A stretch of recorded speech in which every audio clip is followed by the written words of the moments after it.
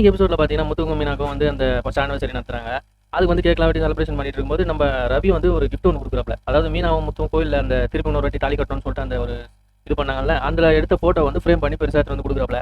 அதை பார்த்த உடனே முத்துக்கும் மீனாக்கும் ரொம்ப சந்தோஷமாகி போச்சு. அதுக்கப்புறம் ரவி என்ன சொல்கிறாப்ல, இப்போ ஆளுக்கு முத்து மீனாவை பற்றி என்ன மனசில் தோணுதோ அதை வந்து சொல்லுங்க, பேசுங்கன்னு அதை ஒரு வீடியோவே எடுக்கிறேன் அப்படின்னு சொல்லிட்டு சொல்கிறாப்ல.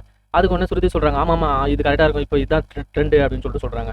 உடனே ஃபஸ்ட்டு மனோஜ்லேருந்து ஆரம்பிக்கிறாங்க. மனோஜ் என்ன சொல்கிறாப்ல, நான் தான் ஆரம்பிக்கணுமா, சரி ஓகே ஆரம்பிச்சலாம் அப்படின்னு சொல்லிட்டு இவங்க ரெண்டு பேரும் எனக்கு தான் ரொம்ப தேங்க்ஸ் சொல்லணும், ஏன்னா நான் வந்து அது மாதிரி ஓடி போனதால் தான் இவங்க ரெண்டு பேர் கல்யாணம் ஆச்சு அப்படின்னு சொல்லிட்டு சொல்கிறாப்ல.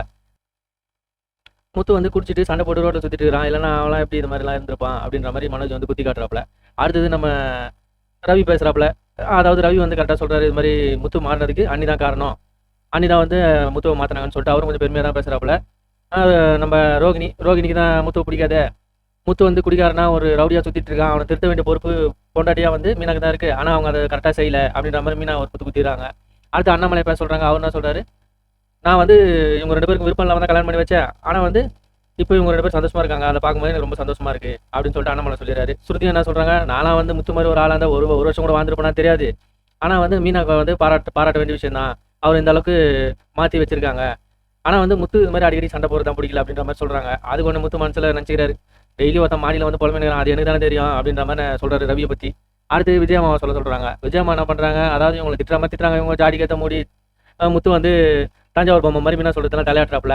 ஆனால் பரவாயில்ல, மீனா அப்படியே பேச்சுவாக்கில் என்ன பண்ணிடுறாங்க, மீனா பற்றி திட்டுற மாதிரி நினச்சிங்கன்னா அவங்க மனசில் இருக்கிறதெல்லாம் சொல்லிடுறாங்க. பரவாயில்ல, மீனா எவ்வளோ பிரச்சனை வந்தாலும் அது ஏறி மிதிச்சு போயிடுறா, இப்போ தானே மண்குதிரையை நம்பி ஆட்டை கடங்க ஆரம்பிச்சிருக்கா, பாதி ஆட்டை கடந்திருக்கா, பார்ப்போம் இவங்க ரெண்டு பேரும் எவ்வளோ நாள் சேர்ந்து வாழ்கிறாங்க அப்படின்ற மாதிரி சொல்லிடுறாங்க நம்ம விஜயா.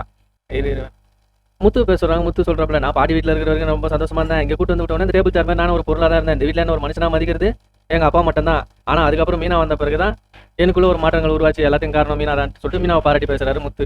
அடுத்து மீனா பேச சொல்கிறாங்க. மீனா என்ன சொல்கிறாங்க, இவரை நம்பி அத்தை சொன்ன மாதிரி நான் கடலை கூட நான் தாண்டுவேன், எனக்கு ஒன்றும் பிரச்சனை இல்லை, ஆனால் ஒரே ஒரு விஷயம் தான் எனக்கு புரிய மாட்டுது, இவ்வளோ விஷயங்கள் சொன்ன இவருக்கு இந்த பழக்கங்கள் வந்தது, இந்த கெட்ட பழக்கம், இந்த அடிதடி இதெல்லாம் வந்து வர காரணம் இவர் வாழ்க்கையில் நடுவில் எதுவும் நடந்திருக்கு, ஆனால் அதை பற்றி இன்னும் என்கிட்ட சொல்லலை, இவர் எப்போ அதை பற்றி என்கிட்ட சொல்கிறாரோ அப்போ தான் இவர் வந்து என்னை முழுசாக பொண்டாட்டியாத்துக்கு அர்த்தம் அப்படின்னு சொல்லிட்டு சொல்கிறாப்புல.